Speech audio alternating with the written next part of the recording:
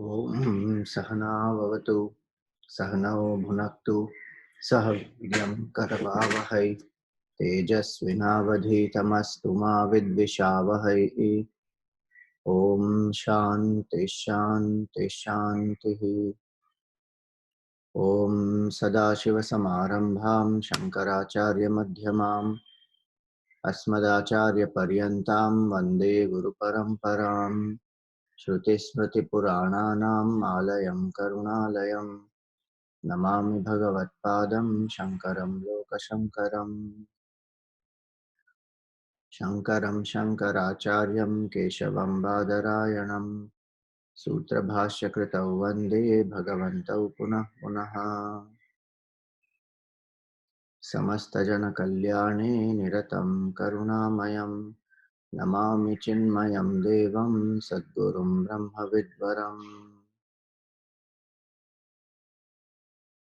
सर्ववेदान्तसिद्धान्त गोचरं तमगोचरं गोविन्दं परमानन्दं सद्गुरुं प्रणतोऽस्म्यहम्।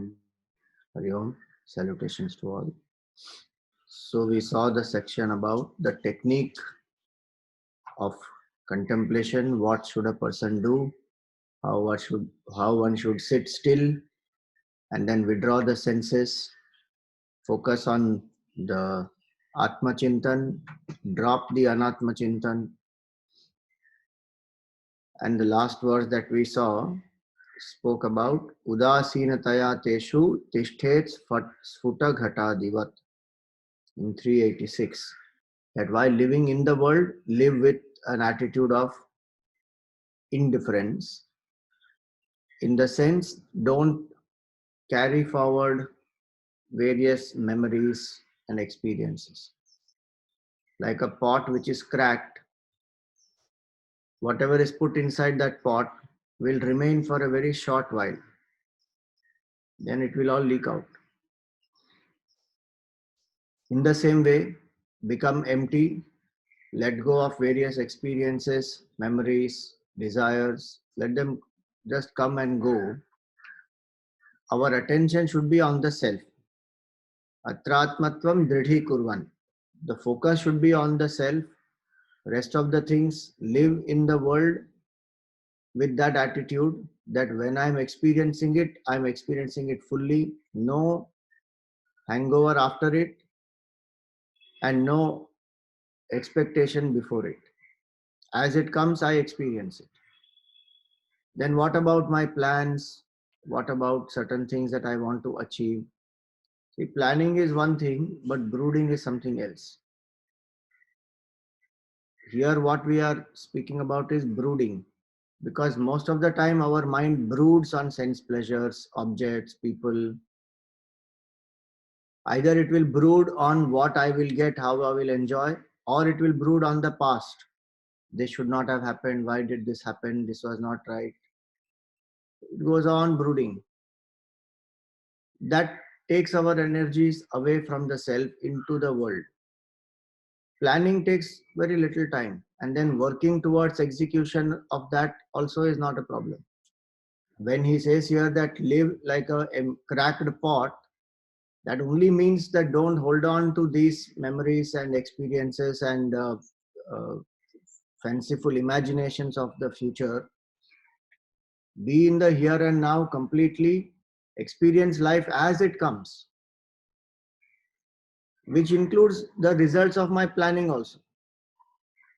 Experience it for what it is, let it go, be fresh for the new experience.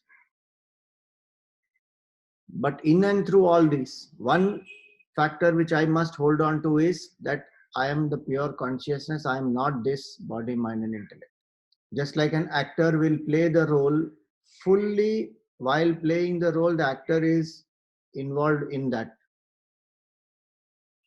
One will not know the difference. This is somebody else actually. That actor as though becomes one with that role. But as soon as the shot is given, one comes back and sits, one drops that.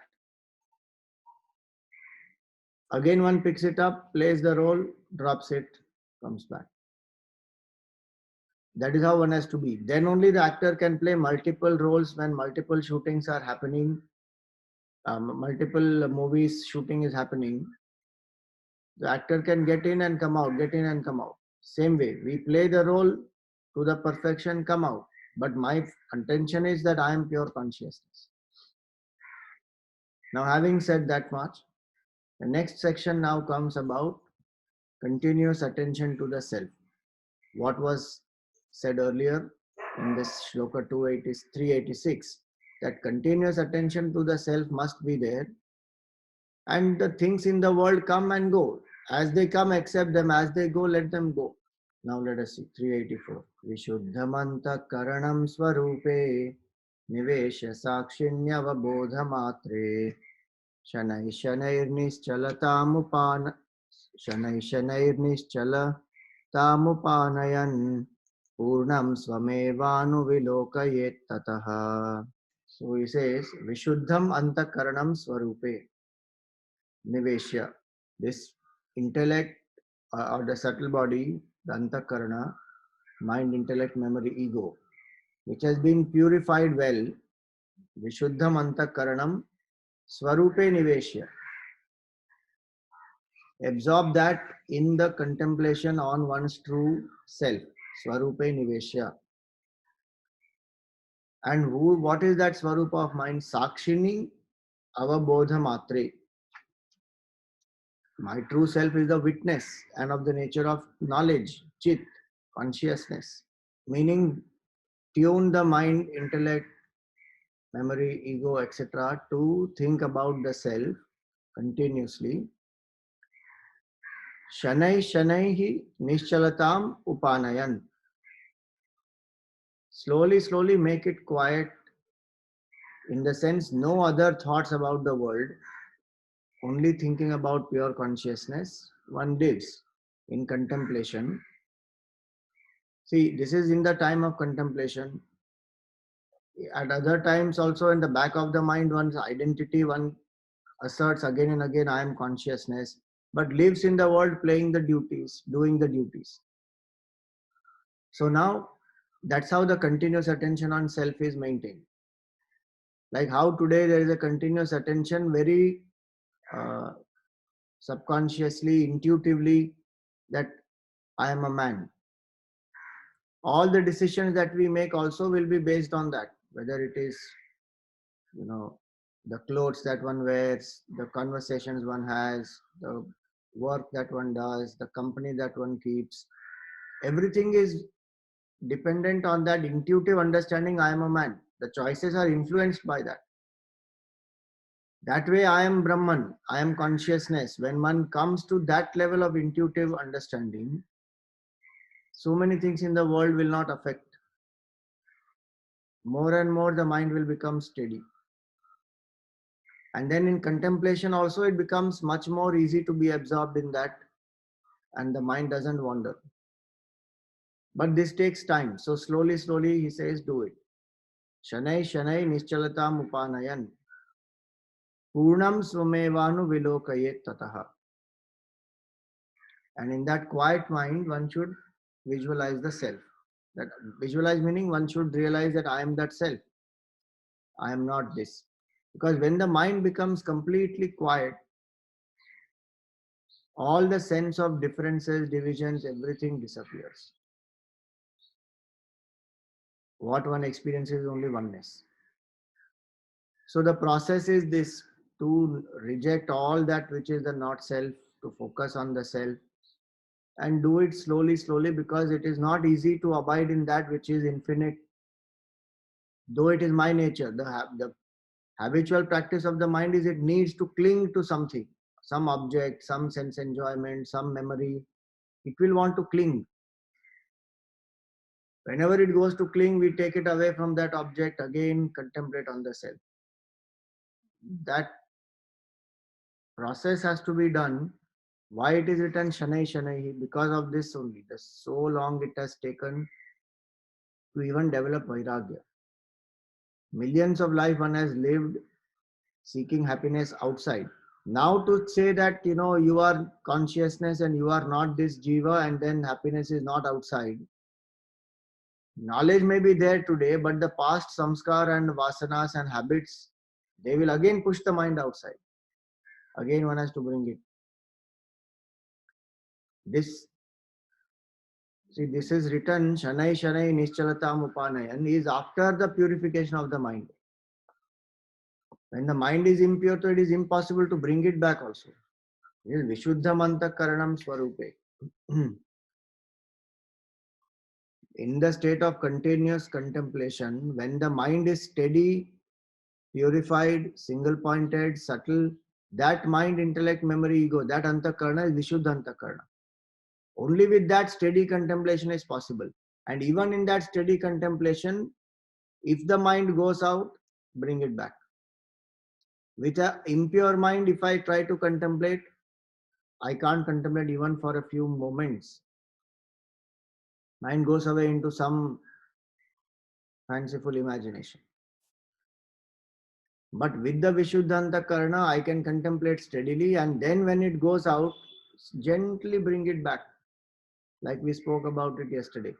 That there is no need to condemn oneself, no need to judge oneself, because that entity which we are trying to negate, ego, now what is the point in judging that entity? I am not this Mr. So and so. Now, what is the point in judging that entity that I am not meditating well, or I'm meditating well, or the mind is very restless today, or yesterday was better than today? That entity only is false. Mr. So and so is false. The enlivener of that entity is the sakshi. That's why he says the niveshya sakshini avabodha matre. Is a pure nature of knowledge which only illumines. Whatever is there below this light, it makes no difference to the light. The light's job is to illumine. The nature of the Atma is to enliven the body, mind, and intellect. Without the presence of the Atma, the body, mind, intellect cannot function. It is inert. But when the Atma enlivens the body, mind, intellect, a fictitious entity, Mr. Ego, is born. And that ego takes up all doership, enjoyership, all that. Vedanta says that entity is fictitious. You are that Sakshi, the enlivener. So bring the attention back to that I am only a witness. My nature is pure knowledge. I am not this Mr. So and so. And happiness is not out there. Then what will happen? Purnam swamevanu vilokayet tataha. Contemplate, I am the purest consciousness. So withdraw from the anatma with a pure intellect, contemplate on the self, and if the mind goes out, again bring it back. That sadhana has to be done for quite some time till that savikalpa and nirvikalpa samadhi happen, and then finally establishment of this in the self. And so this requires continuous attention to the self, because in the state of contemplation, if steadiness has to be there, then the daily life also I must live in that way. I cannot live for 20 minutes telling myself I am a pure consciousness, but the rest of the 23 and a half hours I say I am a jiva, and live like a jiva, fully attached, doing all kinds of things in the world. Then it will not happen. Then the antakarna is not purified. The Vishuddha antakarna is not there. So contemplation of the self requires, there's a prerequisite that one must be able to purify the mind and intellect, and then only do this contemplation.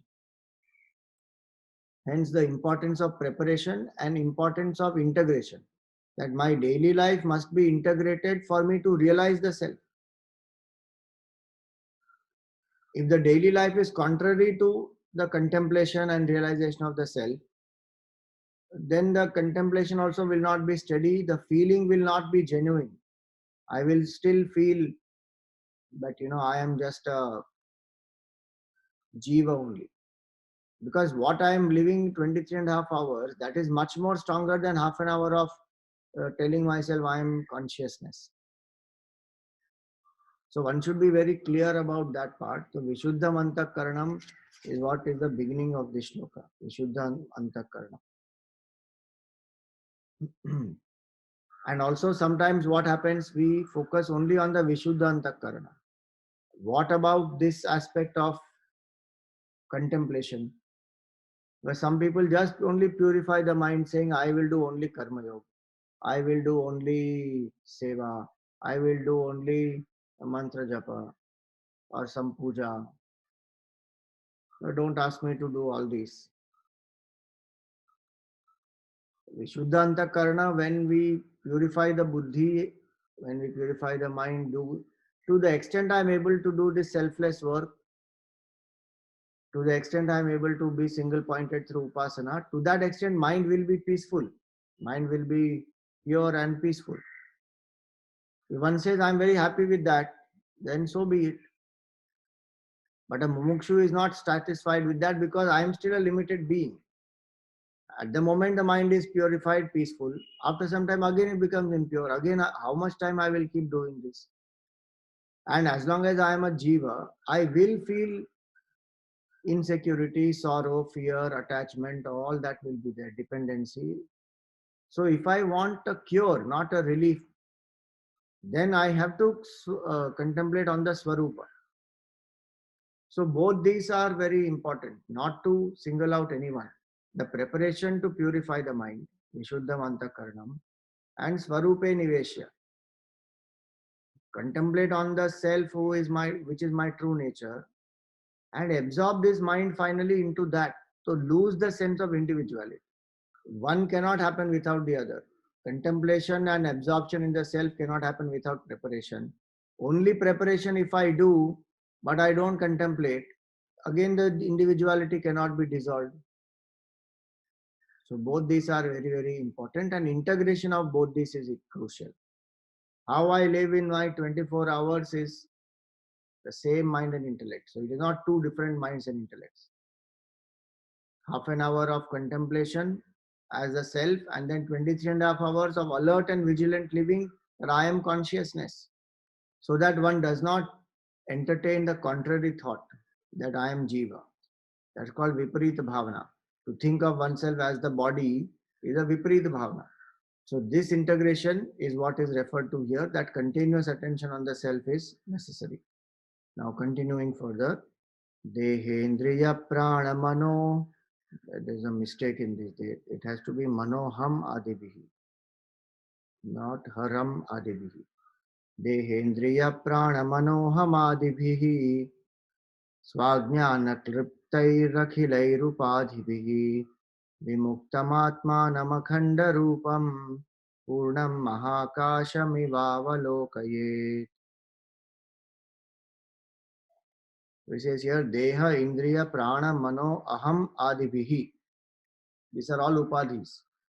From body till the small eye.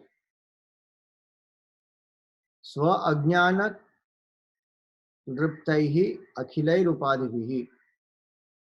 They all are projections of the ignorance of one's own self. Vimuktam Atmanam Akhanda Rupam. Atma is free, pure, unbroken bliss. Vimuktam Atmanam Akhanda Rupam. Purnam Mahakasham Ivavalokayet. One should understand it like the great sky, the great endless sky. So what does this mean? All these upadhis, they are projections on the Atma, like we project in the sky with unbroken, unlimited space. In that we create a division. This is room space, this is bedroom space, this is drawing room space, this is puja room space. Now we have created those. Space is undivided. And the divisions are being made because of the upadhi. Inside the room also same space, outside the room also same space. The room itself is in space. It's called avachedavada.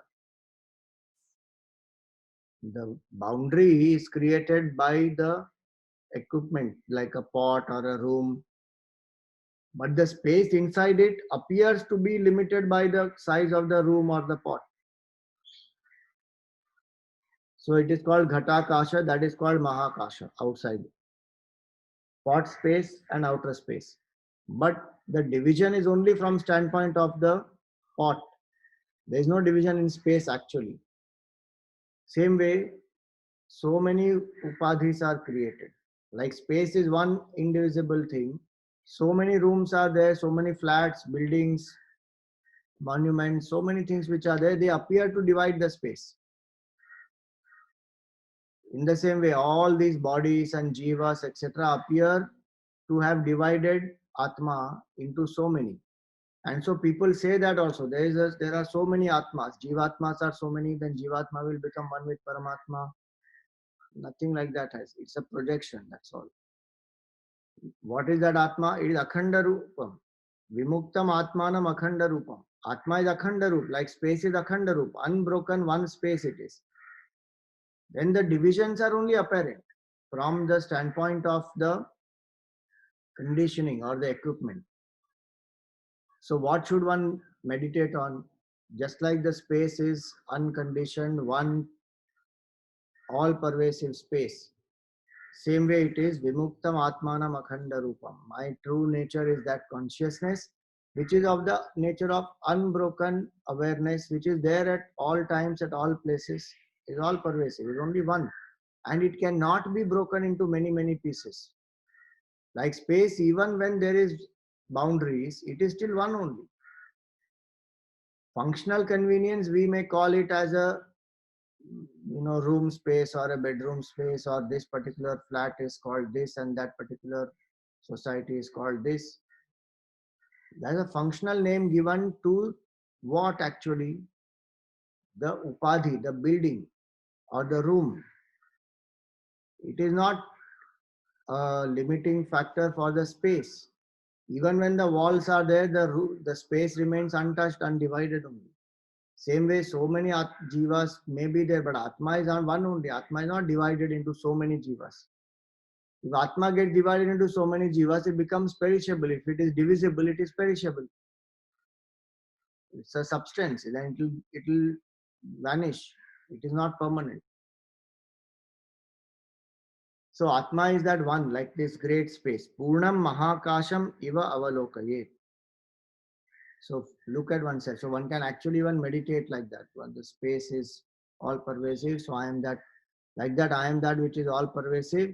I am actually the enlivener of the mind which projects space. So this mind is that which is projecting time and space. Atma is the enlivener of the mind also. So mind exists in the Atma, space exists in the mind. These are upadhis.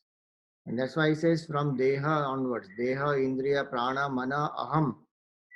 They all are projections. Now this is where we find it difficult because we think this is real. That this is not a projection, this is real. And what we think in the dream, etc., that is a projection. But the fact is, this also is a projection. Just like while we are in the dream appears so real. In the same way, this is appearing very real right now. Through that earlier shloka, when we sit quietly with a pure intellect, contemplate on the self, the individuality gets dissolved, then we will realize this, that I am that one unbroken bliss, all pervasive Atma only. I am not the body, mind, intellect. So just because something appears to be very real does not mean it is real. The mirage will appear very real, but it is not real. There is no water there. If you go and see some movie in 3D, it will appear that things are falling on you or horses are riding towards you, but it is not real. The whole dream we project and see so many things, but not real. Same way, this entire waking appears very real to us right now, but from the higher standpoint, it is not real. It's only a projection. And what is projected? Projection is always of the substratum. The rope is what will get projected as the snake. The sand will get projected as a mirage. The waker will get projected as the dream and the dream characters. So the substratum is projected as the superimposition. The substratum is one. Superimpositions can have many, many divisions in them.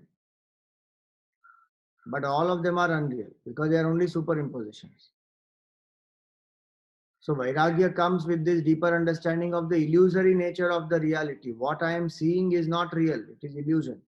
And what is the real that I am not seeing? So through steady contemplation, one comes to get absorbed in that which is the real. So this example of the great space in 385 is what is elaborated again here in the next one, 386.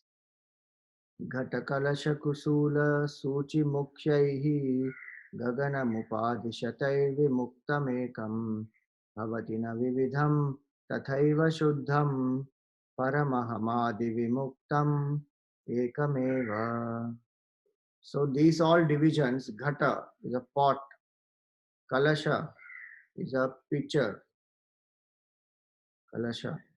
Kusula is like a storehouse where a lot of grains are stored. Kusula. Suchi mukhyaihi, hole in the needle or the eye of the needle. Suchi mukhyaihi. Gaganam upadhi shataihi vimuktam ekam. In all these, the space that is enclosed is recognized only as one. Upadhi shataihi vimuktam ekam. Freed from all the upadhis, it is one space only. If my attention is on the upadhi, then I can say that this is a pot, this is a pitcher, that is a storehouse, this is the eye of the needle. So the space appears to be limited. Eye of the needle is small, very little space. And the ghata little more, pitcher little more, barn house much more, palace huge. But that is from standpoint of upadhi. Vimuktam, if you remove that upadhi shataihi vimuktam, it is ekam only, one.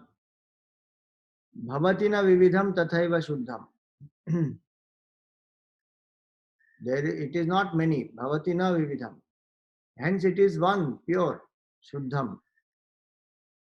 In the same way, param aham adi vimuktam ekameva.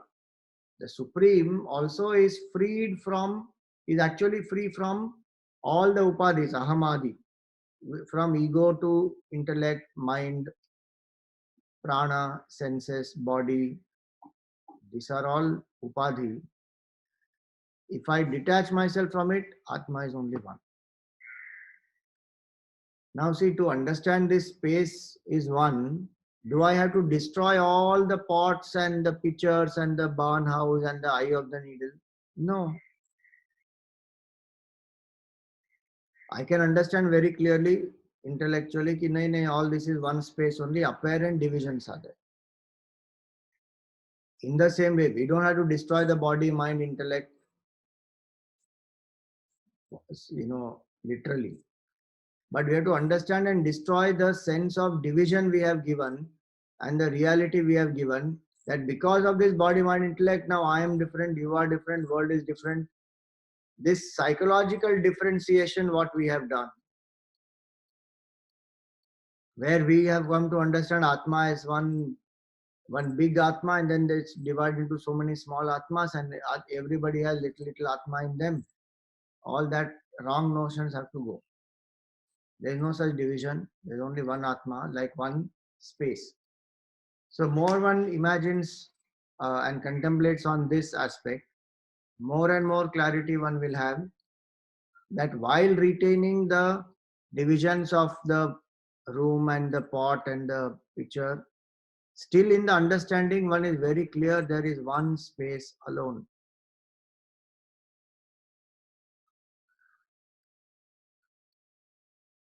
It is like this, the pot, if we move from here to here, The space inside the pot is not moving from here to here. The pot is moving in space. Space in the pot is not moving because it is all pervasive already. So it will just move in space. What space is here, what space is here will be different. It is not carrying this space inside the pot and moving. No. Same way it is. Atma is there everywhere. One doesn't condition the Atma, and as one is moving around, my Atma is moving around with me. Subtle body is moving with this gross body. Atma is enlivening this wherever it goes.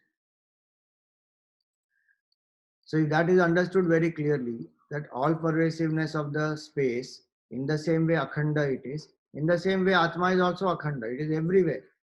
And it is, Atma is there even when everywhere is not there. Meaning even when space is not there, Atma exists.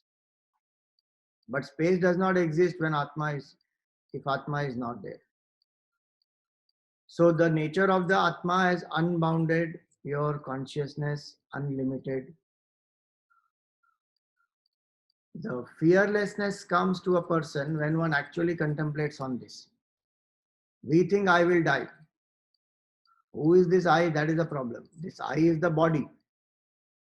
Now, if the room space is actually broken down, the room is actually broken down, what happens to space? Nothing happens to space.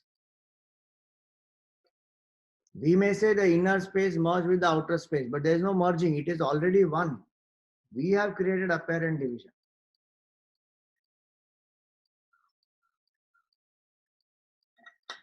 So the other aspect of this analogy is to understand that even if the body will perish, nothing happens to me. I am the immortal self, unborn, unchanging, undying Atma I am. What will happen to me? Then why fear death?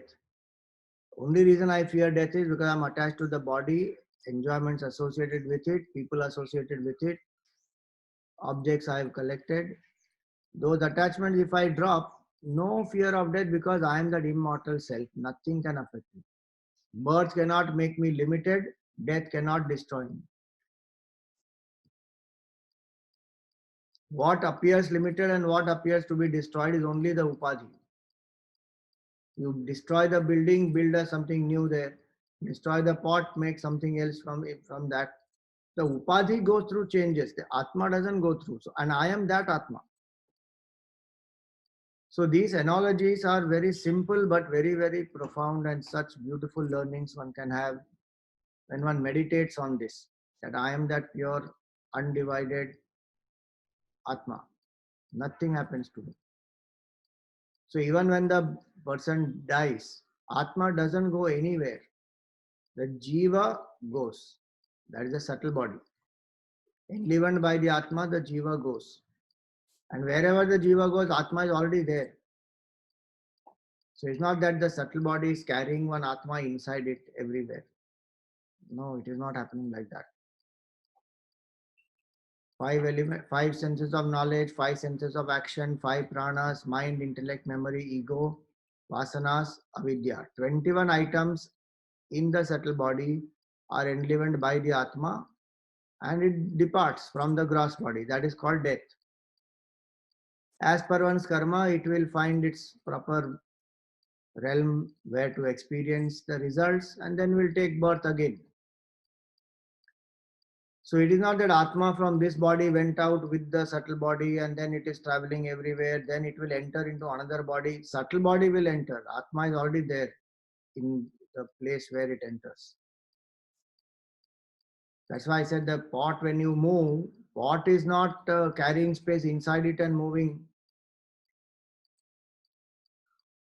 The pot is moving in space, with the space. There is no carrying the space. Where it moves, space is already there. In the same way, Atma is all pervasive, it just enlivens. The character on the movie screen doesn't carry the movie screen's part with him wherever he goes. The movie screen is there everywhere. Now, wherever the character moves, the screen is there. Lucky, na? If we have to carry our own space, the problem it is. So one moves. Everywhere there is a screen. In the same way, everywhere there is one Atma, and that is me.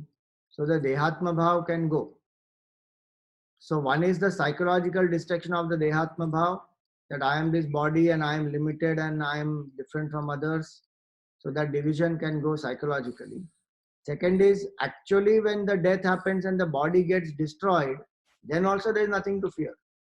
Why? I am Brahman, all pervasive, unborn, unchanging, undying. Death is only for the body. Now the point is, we may say this intellectually through study of Vedanta, etc., but this requires great amount of detachment. To say that I am not the body, mind, intellect, and to live in that awareness that I am pure consciousness, I am not this jiva at all. Birth of this is not my birth, death of this is not my death. Change in this is not my change. I am the Sakshi, enlivener of all these. I am the witness who witnesses the birth, the changes, and the death, and the state after death, and the rebirth. I am the Atma is that which is enlivener of all these, illuminer of all these. I am that pure consciousness. That has to be understood. So that is a continuous attention on the self. Again, the same thought is processed, is carried forward in the next one also. Brahmadistamba paryanta mrisha matra upadhayaha tatah purnam swamatmanam pashyedekatmana sthitam. Right from Brahmaji, the highest upadhi, to Stamba Paryantam, to the smallest living entity. See, in the footnote, one etymological meaning of Stamba is given. Stambaha aniyan jantuhu saparyantaha avadhihi yesham te stamba paryanta. Means an insignificant unicellular organism up to this lowest expression of life in the scale of evolution. From that unicellular to Brahmaji, all these are upadhis which are false. Brahmadi stamba paryanta mrisha matra upadhaya. False meaning they are apparently real, they are not true. Like all the dream characters of the dream are false. They are only projection, they are not real. All the characters projected on the movie screen, they all are false. Nothing is happening there. Same way, they all are false, he says. Tata purnam swamatmanam pasyed ekatmana sthitam. And hence, one should realize one's own true self and get established in that. Pasyed ekatmana sthitam. Instead of thinking of oneself as many, one should know that I am that one consciousness. The rest are only upadhis. The next one. Yatra bhrantya kalpitam tad viveke tattan matram naiva tasmad vibhinnam bhrantirnashe bhranti drishta hi tattvam rajjustadvad vishwamatma swarupam. He says yatra bhrantya, where by some delusion and mistake one has imagined, projected that viveke tattan matra naiva tasmad vibhinnam. When we do the right discrimination, then we realize that what was the substratum, that only is appearing as a superimposition. There is nothing else. Bhrantir nashe bhranti drishta hi tattvam. When the delusion is removed, then whatever is falsely projected, that is removed, and one sees the tattva, what is the reality. Rajjus tadvad, same way as the rope. When the delusion that this is a snake is destroyed, one will see the rope. Rajjus tadvad. Vishwam Atma Swarupam. In the same way, this whole universe is this Atma only. I am seeing the universe, which is the snake, and Atma, which is the rope. So I am not seeing the rope, which is Atma, but I am seeing that rope only appearing as the snake, which is the world. Why? Because of delusion. And when the delusion goes, then there is no snake. The rope reveals itself. Same way here. When I discriminate very clearly in the intellect that what I am seeing is not real, and what is real, turn the attention within and know that Atma. When I know that Atma, I will realize all this is appearance of Atma. Why? Delusion is gone. That I am the body, mind, intellect, that is a delusion here. And because I am the body, mind, intellect, the world is real. So a person who is able to turn the attention within, that person will destroy this delusion. For the ability to turn within, I must do the practice of contemplation of all that which will help to purify the mind, and I must have intellectual clarity.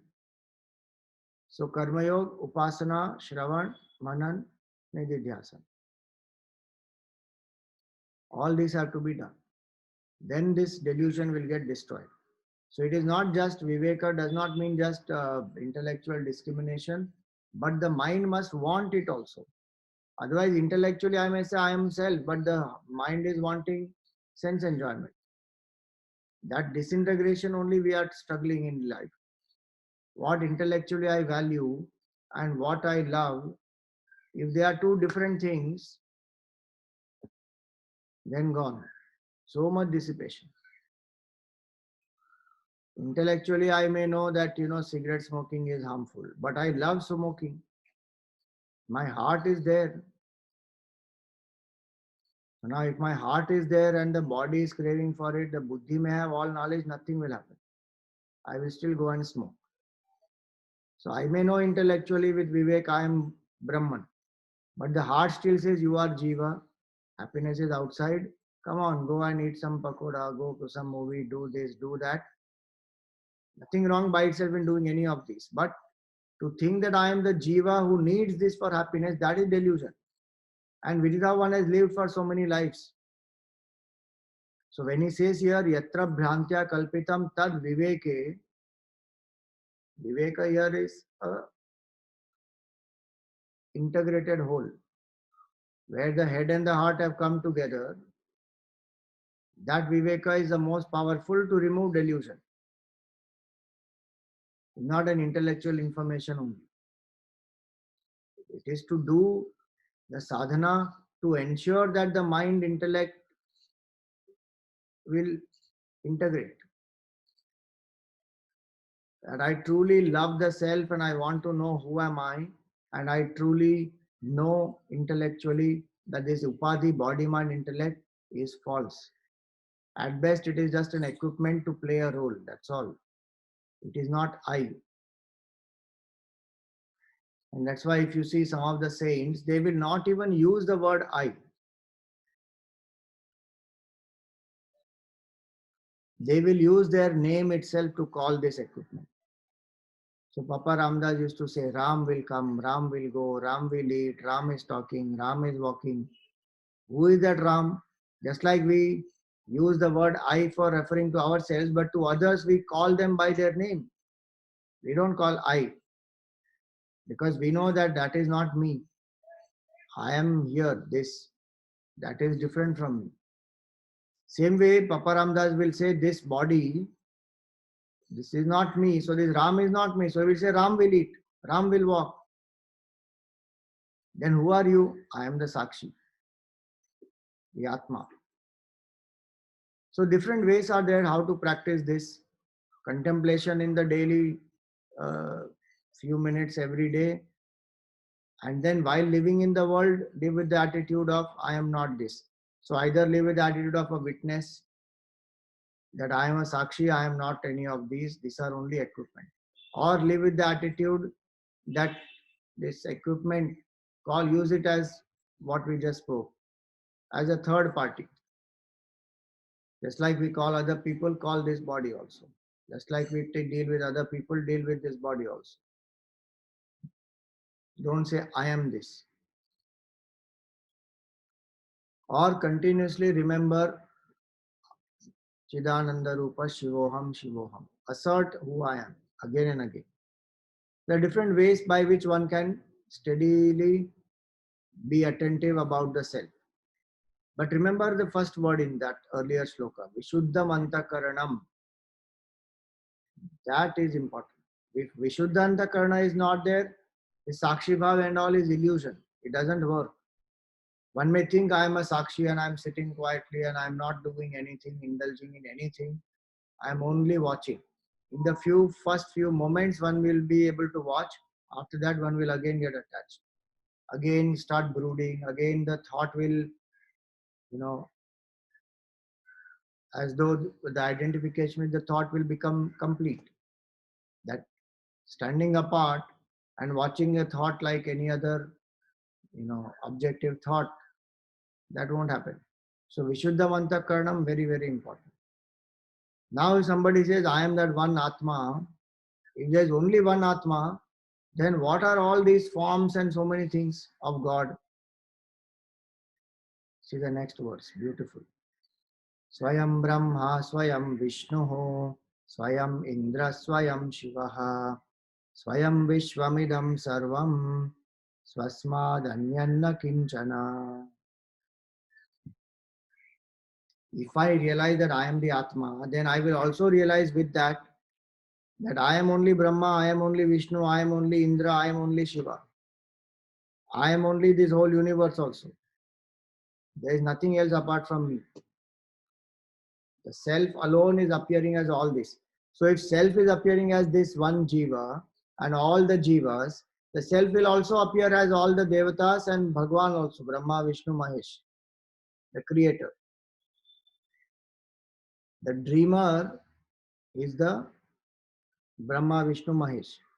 The dream world is this Jagat. And in that dream world, there is one entity, Mr. So and so, who is the Jiva, the dream character. All the three, Brahma, Vishnu, Mahesh is the dreamer. Dream world is the entire Jagat that we are seeing. And this one entity is the dream character. All these three, Jiva, Jagat, Ishvara, they all are Waker's mind only. From Waker's mind standpoint, there is no difference between all the three. There is one Waker's mind appearing as all the three. Same way, this Atma, when I realize pure consciousness I am, that consciousness only is appearing as the totality and the individuality, both. When one wakes up from the dream, all the three merge back as though into the waker. When again one goes to dream, again they come out. Again the projection starts. In the same way, I am that universal, pure, one consciousness, which is appearing as three. How? Through the prism of Maya. Just like light passes through the prism, it becomes 7 colors. Through the prism of Maya, this one is appearing as three. But actually it is not three, it is one only. So now you see how Vedanta is. It will destroy all differences, all divisions. Jiva and Jagat are one. Jiva and Jiva are one. Jagat and Ishvara are one. Jiva and Ishvara also are one. One truth is appearing as all these, so many. So now which God, why should I worship? To worship is the sadhana to purify the mind, to drop this body identification. This word should not be misunderstood, saying if I am only Brahma, Vishnu, Mahesh, then whom I will worship? Now who is that I there? That I there is a small I, Mr. So and so. That Mr. So and so, as long as I have Jiva Bhav, Ishvara exists, separate from me. As long as a wave thinks I am a wave, ocean exists. Ocean is huge, mighty, wave is so small. But if that wave says, I am not the wave, I am water, and realizes I am water, essentially, then water alone is ocean everywhere. So this is a matter of experience. This is not a matter of intellectualization and saying that because I am Brahman, I am only Shiva, Vishnu, and all that. Why should I worship any of them? Why should I go to temple? Why should I surrender? Why should I do japa? That is because I don't experience this right now. My experience is I am a jiva, Mr. So and so. That jiva bhav has to be surrendered. For that, all the sadhanas are there. And when I surrender that jiva bhav, then I realize absolute oneness. That's why Ramakrishna started putting flowers on himself as he was worshipping Kali. Suddenly, at one point, what happened? His jiva bhav vanished. Now he's saying there's no difference between this, nothing. Everything is only one consciousness. So he's putting flowers on this body also, on Kali also, everywhere around. There's only one. Yesterday was Ramakrishna Paramahamsa Jayanti. So the point is this, that this shloka is to tell us that I am not one small Atma. I am the Atma which is all pervasive in the universe, which was said earlier when it is said, that Brahmadi Stambha Paryanta. And Rajju Tadvad Vishwam Atma Swarupam. Vishwam Atma Swarupam says Atma only is appearing as Vishwa. And the next shloka is saying Atma only is appearing as Ishvara and all the Devatas also. So where is the difference? From the inert to the world, to the Devatas, to Brahmaji, everything is an appearance of one Atma. And the purpose is to realize that one Atma. So for now, we will stop here. Any questions? One is welcome to ask. Okay. So we continue in February. In March. One change in March will be that on 10th is the holy day. The day when we play Holi. So that on 10th we will not have the class. We will make up for it in the next week. So 9, 11, 12, 13 and then 16 maybe. Om Purnamada Purnamidam Purnat Purnamudachyate Purnasya Purnamadaya Purnameva Vashishyate. Om Shanti Shanti Shanti. Hari Om Shri Guru Bhyo Namaha. Hari Om.